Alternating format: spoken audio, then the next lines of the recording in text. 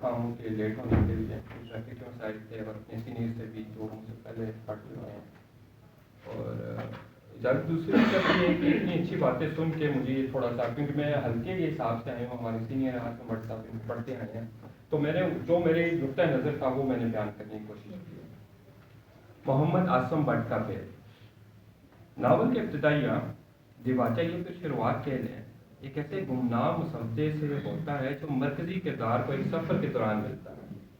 یہ تقریباً 10 صفات پر پھیلی تحریر ہے جو نہایت ہی جاندار اور قاری میں دلچسپی پیدا کرنے کا مقصد پڑھتی ہے۔ بہر کی تکنیک اردو ناول نگاری میں نئی اور کسی قدر اجنبی ضرور ہے، مگر ایسا ہرگز نہیں کہ اس سے قبل اس طرح کی تکنیک یا پھر موضوع کو تکنیک بنا کر برتا نہ کیا ہو۔ ہمیشہ صاحب یہاں موجود ہیں، ان کا ناول مٹی آدم کھاتی ہے، منفرد تکنیک اور اسلوب کی خوبصورتی اور نظرت موضوع کے باعث اپنی مثال آپ رہا، وہ کہ اس ناول کی تکنیک کا اس ناول کے ساتھ کوئی علاقہ نہیں۔ اسی طرح عربی ناول نگار زدان کا معروف ناول عزازیل ایک گم شدہ مسودے کے ملنے سے شروع ہوتا ہے، اور اس ناول کا موضوع ہی آگے چل کر تکنیک کو ڈیولپ کرتا ہے۔ اب آتے ہیں بیت پر، کیا آسم بٹ کا یہ ناول ایک تکنیکی تجربہ ہے؟ اگر تکنیکی تجربہ ہے تو کس حد تک کامیاب رہا؟ یہ وہ سوال ہے جس پر ہم بعد میں آتے ہیں۔ بیت کی زبان رواں اور سلیس ہے، قرأت کے دوران آپ کہیں بھی اٹکتے نہیں، زبان رکتی نہیں، پڑھتے چلے جاتے ہیں۔ بیت کے کردار کی زبان اور مصنف کی زبان پھر ایک جگہ اکثر ایسا ہو جاتا ہے کہ وہ ایک ہو جاتی ہے۔ اس وجہ سے ناول مسائل سے بھی توچار ہوا۔ فکشن میں فکشن کی زبان برتنا مناسب اور ایسا عمل ہوتا ہے۔ ہاں اگر کردار کی زبانی ایک مخصوص علاقے، مرتبہ یا پھر ثقافت کی نمائندگی کے طور پر استعمال کی جائے تو یہ ایک خوبی تصور کی جاتی ہے، اور اگر راوی یہ کام کرتا ہے تو یہ خوبی خامی میں بدل جاتی ہے۔ بیت کا ماحول لاہور اس کے ارد گرد کی فضا پر مبنی ہے، خاص کر ازگنون شہر جن کا رہن سہن، زبان اور کلچر اور معاشی اور سماجی ضروریات اور مخصوص ذہنی اور قلبی کیفیات جو صرف لاہور کا خاصہ ہے۔ آسم بٹ مناظر کو اس طرح سے پینٹ کرتا چلا جاتا ہے کہ آنکھوں کے سامنے منظر ایک کے بعد ایک چلتے نظر آتے ہیں، اور پھر انہی مناظر سے رنگے ہوئے کردار جیسے مشتاق شرا، مٹھو ایلین، مجید لداری، ریاض مودہ، پیر سید صاحب اور ماسٹر عنایت نمدار ہوتے اور ناول کے کینوس پر پھیلتے چلے جاتے ہیں۔ ناول میں ان کرداروں کے شخصی خاکے وجود میں لاتا ہے۔ اگر ان کرداروں کو ناول سے الگ کر کے دیکھا جائے تو یہ اپنے باطن میں مکمل اور بھرپور ہے، جو اس ناول کی خامی کی صورت میں جو بات میں اس ناول کی خامی کی صورت بھی اختیار کرتی ہے۔ ناول کی کردار بطور اجزاء اپنے کل سے جدا ہو کر بھرپور اور مکمل ہونے کے باوجود کل میں شامل ہو کر کل کا حصہ نہیں بن پاتے ہیں۔ فکشن میں کردار کی آزادی کی اہمیت اپنی جگہ مسلمان ہے، اس سے انکار میرے نزدیک فکشنی کردار کو مرتد کر دینے کے مترادف ہے۔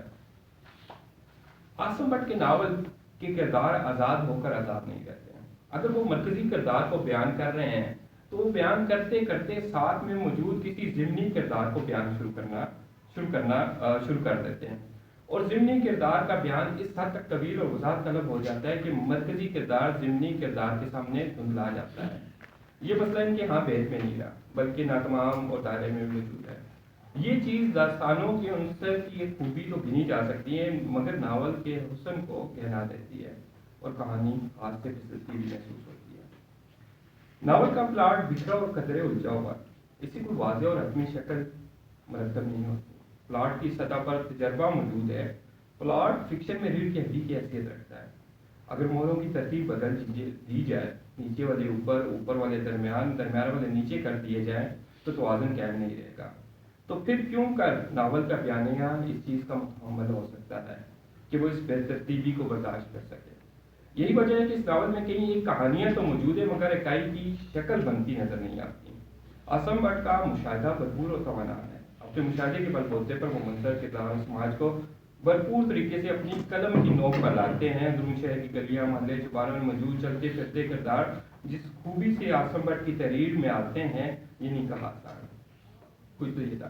اچھا کچھ چیزیں مجھے مسائل کا ذرا ہے وہ میں نے بیان کر دی کیونکہ ہلکے کا ہے وہ اس حوالے سے۔ اچھا چند ایک مسائل تھے۔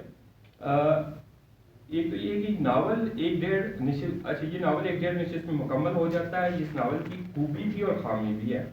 میرے نزدیک اس ناول کی خامی بڑی ہے، اس لیے کہ ناول زندگی کشید کر رہا ہوتا ہے، اور زندگی تو فلسفہ، تاریخ، ادیان، سماجیات، معاشیات، نفسیات اور دوسرے کئی ایک مضامین کا منہوبہ ہوتا ہے۔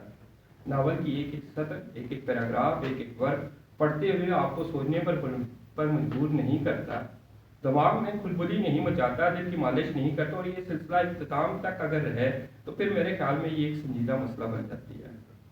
دوسری، مجید لالاری کا کردار، جس کی نسبت ناول میں لیلا سے بتائی جاتی ہے، اور تشریح کرتے ہوئے مجید لالاری کا نسب جو ہے بھارت کے ایک علاقے سے بتایا جاتا ہے، اور ساتھ یہ بھی بتایا جاتا ہے کہ یہ وہ لیلا ہے جو پاکستان کے پٹوار کا ایک علاقہ ہے۔ جغرافیائی حوالے سے بھی اگر دیکھا جائے تو لیلا پٹوار کا حصہ کبھی نہیں رہا، کیونکہ یہ سرگودا اور خوشاب کے درمیان کا ایک علاقہ ہے۔ اچھا، بعض کرداروں کے نام ایک جگہ کچھ درج ہے تو دوسری جگہ کسی جواز کے بغیر نام میں رد و بدل کر دیا گیا ہے، جیسے اقبالی درویش کو آگے چل کر علاؤالدین درویش بنا دیا گیا، اس طرح کچھ اور کردار بھی ہوا۔ پھر ماسٹر ولایت احمد کے باب میں ماسٹر صاحب کے پاس ایک سائیکل ہے اور سائیکل پہ کہیں وہ جا رہے ہیں، ماسٹر صاحب کی زبانی کہلایا جاتا ہے کہ میں سائیکل کو چوتھے گیئر میں ڈال کر مطلوبہ مقام تک جلد پہنچوں گا۔ ماسٹر صاحب جنہیں زندگی میں کبھی موٹر سائیکل اور سائیکل نہیں چلائی، وہ سائیکل کو کیوں کر چوتھے گیئر میں چلانے کی منطق سمجھ سکتے ہیں، اور یہ چیز خلاف منطق بھی ہے۔ ناول کا کردار پرانی انارکلی میں موجود ہے، جہاں وہ دوستوں کے ساتھ محض گفتگو ہے، اسی اسنا میں وہ راولپنڈی کمرشل مارکیٹ میں موجود احباب کے ساتھ کلام میں مشغول ہو جاتا ہے۔ اگر یہ چیز کسی ٹرانزیشن کے ساتھ ہوتی تو بھلی لگتی، بغیر کسی برج، بغیر کسی ربط کے یہ جم اور جھول کا احساس قاری کو پیدا کرتی ہے۔ اچھا، ایک اور چیز، پنڈی اسلام آباد کے ادبی احباب کے ساتھ جو بٹ صاحب کی رفاقت رہی ہے، ان کو بھی انہوں نے ناول میں صفاتی ناموں کے ساتھ متعارف کرایا۔ ناول کے اس حصے میں جس کی قطعاً ضرورت نہیں تھی، سوائے تنزن ان احباب پر جملہ بازی کرنے کے کچھ ہاتھ نہ آیا۔ ناول کا یہ حساب پڑھتے ہوئے نہ جانے کیوں کرنل مقبول حسین کی خاکوں کی کتاب کے کشاں ذہن میں آئی، جس کے بعد کرنل صاحب نے کافی وقت تک گھر کی چار دیواری میں خود ساختہ قید اختیار کی۔ پھر چاند بصری، ان کا ایک باپ ہے ناول کا چاند بصری میں، جہاں باپ کے اندر ہی ذہنی تھی، جہاں یہ بات ثابت کرنے کی کوشش کی ہے، جس کا ذکر دونوں دوستوں نے بھی کیا ہے، کہ چاند پر کوئی بھی شخص ابھی تک نہیں پہنچ نہیں سکا، اور دوسری طرف وہ بنیادی طور پر سائنس کا انکار کرتے بھی نظر آتے ہیں۔ جہاں یہ سائنس کا انکار کرتے ہیں، وہی سائنس کا سہارا بھی لیتے ہیں۔ چاند بصری میں ڈائناسور کا زمانہ بتایا جاتا ہے، اور پھر اسی دور کے انسان کو کہیں کہیں گز لمبا چوڑا بتایا جاتا ہے کہ چند آدمی ایک دوسرے پر سوار ہو کر چاند تک پہنچتے ہیں۔ انسانی زندگی، ساخت اور ارتقاء کے بارے میں 10ویں 12ویں جماعت میں ہم یہ پڑھ چکے ہیں، اور ایسا ہرگز نہیں۔ یہ صرف اسرائیلی روایات کی حد تک تو ٹھیک ہے، اگر یہ چیز وہ اپنے تخیل کے ذریعے کرتے اور اس کو کسی سہارے کے بغیر کرتے تو شاید جول اس طرح کا پیدا نہ ہوتا۔ ناول کا اختتام عاصم بٹ کچھ اس طرح سے کرتے ہیں، کوٹ: دوستو، سچ تو یہ ہے کہ ہم سب گمشدہ مصدوں کے کردار ہیں، اور اپنے انجام سے جو لکھا جا چکا ہے بے خبر ہے۔ اس مقام پر میں آپ کو تھوڑا روکوں گا۔ ان اختتامی سطروں میں ہمیں راوی کا نقطہ نظر سامنے آتا ہے۔ راوی یا پھر مصنف کہہ سکتے ہیں کہ یہ ترتیب، یعنی ہر چیز کا پہلے سے لکھا ہوا ہونا پر کامل ایمان رکھتے ہیں۔ تو پھر ہمیں دیکھنا پڑے گا کہ دنیا میں رہنے والے کردار، یعنی انسان جن کی تقدیر کا فیصلہ ہو چکا اور تمام نوع انسان لکھے ہوئے غیبی اسکرپٹ کو پرفارم کر رہے ہیں، تو پھر ان کرداروں کے درمیان بھید کیسا؟ کیا بھید وہاں نہیں ہوگا جہاں ہونی ہوگی، جہاں کردار اپنا اسکرپٹ خود سے لکھنے کی کوشش کرے گا، یا پھر وہاں پیش؟